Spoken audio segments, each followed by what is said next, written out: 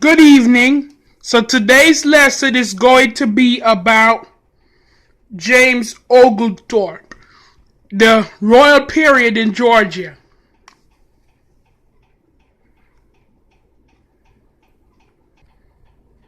So, why was James Oglethorpe so important? Can anybody answer that question? Correct. James Oglethorpe was so important because he was the founder of Georgia. So next we're going to actually move on into our lesson about Royal Georgia. So what we're going to do now is make a T-chart with pros and cons of being a royal colony. So we're going to find all the good and the negatives as I read and as I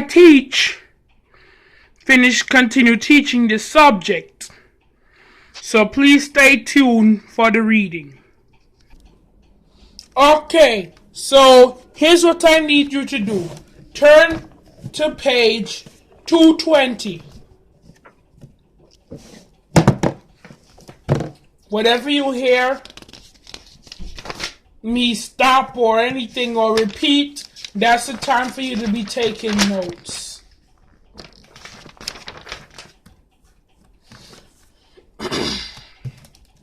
A tenth time, the governor tried to run the colony like the military.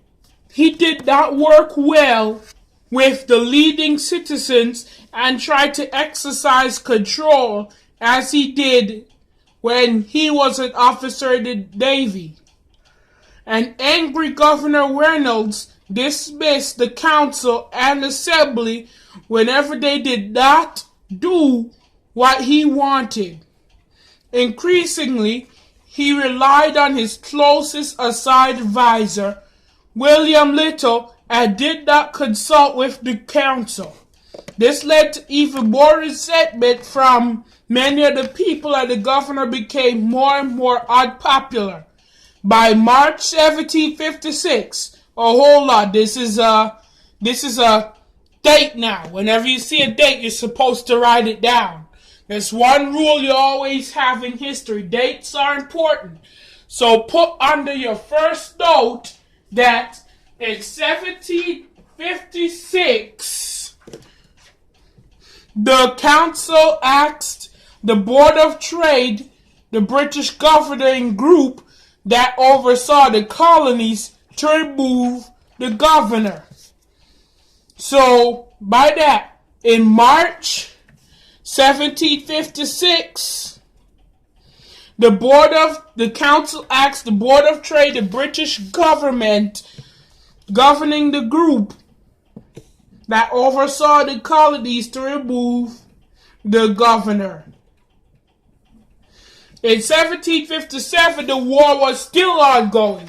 Reynolds left the colony. His major impact had been his efforts to increase defense and the conflict that he had caused between those two who supported him and those who did not. Now, John Reynolds was the governor, but now we get the new governor named Henry Ellis.